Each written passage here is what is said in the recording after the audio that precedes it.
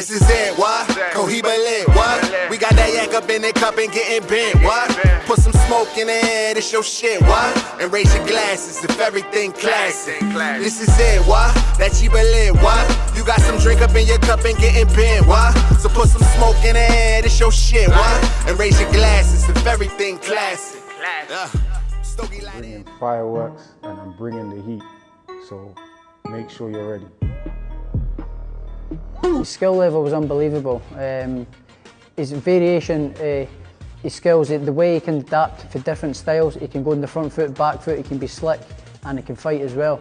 So a bit of everything. You know, he's definitely up there in the best in the division in the country, I believe. You are tuned in to G5 Jeff TV. Hit the subscribe button, hit the like button, hit the share button as you come on in. This is the official breakdown and prediction video for Chris Kongo versus Michael McKinson. It's going down on the Dillian White versus Alexander Povetkin 2 undercard. And this is a good fight. This is a good fight. I like these fights. Undefeated guys willing to test themselves. Chris Kongo, 12-0, 7 knockouts. Michael McKinson, 19-0. He only has 2 KOs, though. Only has 2 KOs. I did put the lab coat on for this one. I did. I didn't do extensive homework because I'm pretty familiar with both guys. But let's start off with Michael McKinson, 19-0, 2 knockouts.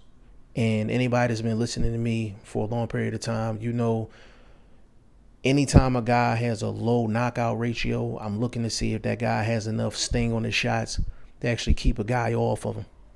Now, in McKinson's last fight, he actually got 2 knockdowns. The first knockdown looked like it was a push. The second knockdown looked like guy was just off balance, but you can argue they were 2 legit knockdowns, but they weren't shots where the guy was like hurt. Like he got up and went right back to work. Now, the thing with McKinson that I like is that he does switch it up in terms of how he throws his shots. Now, I'm not talking about punch variety. I'm talking about him switching from throwing combinations to throwing singles. So if he's countering a guy early in the fight, he might be countering with 3s and 4s. Then later on in the fight, he might just be countering with a single shot. You know what I'm saying? And that's what I mean by that. Now, McKinson, he counters with 3s and 4s within the first 3-4 rounds of a fight. And then after that, he's really kind of just throwing check hooks and things like that. Now, Michael McKinson, he's skill-wise, to me, he's not as good as his 19-0 indicates. And I give him credit because he's definitely fought the better competition over Chris Kongo. When you look at records and things like that, he's fought the better competition, especially his last 3-4 fights.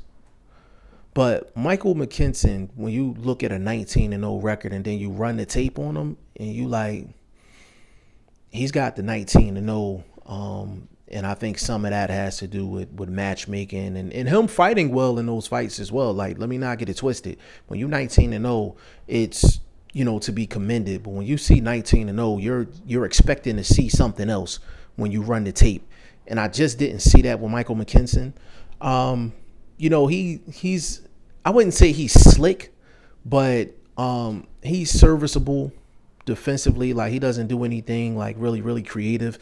The basics is solid, you know, with him defensively. McKinson is a southpaw. He is a southpaw.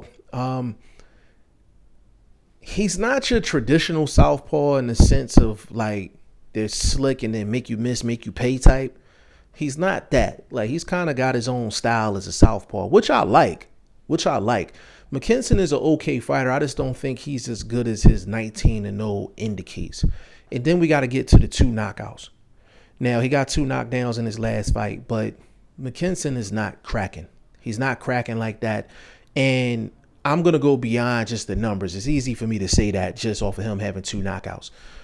When McKinson throws his shots, it's almost like he's trying to prove that he's a power puncher. So a lot of times he's throwing with all his might, and a lot of times he's off balance when he's trying to get some good leverage on a shot. Like, he's off balance.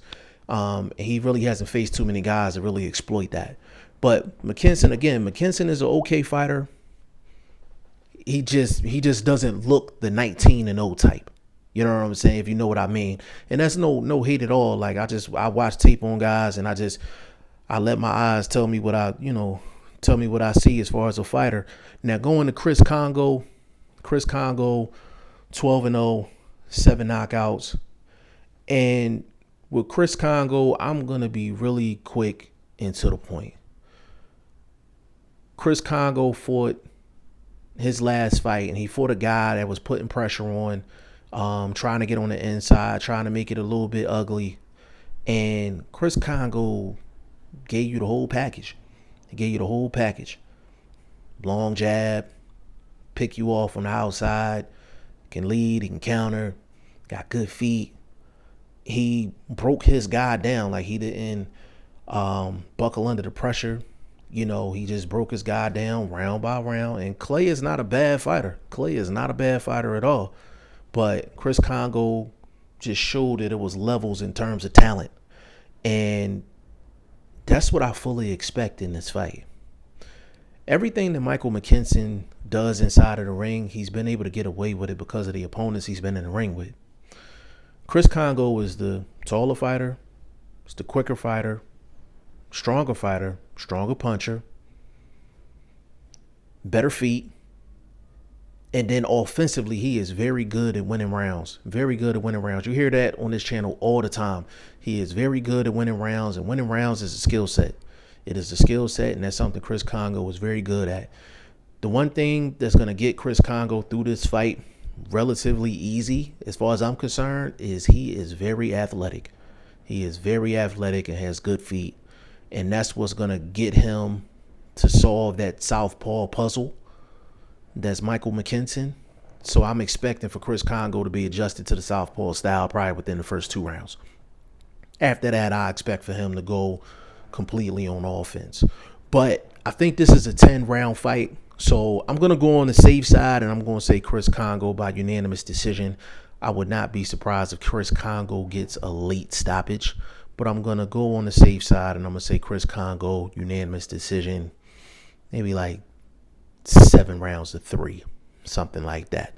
But y'all let me know what y'all think in the comment section. G5Jeff TV, hit the subscribe button, hit the like button. Please share this video, support your boy. Support good content at all times. I appreciate y'all. Peace.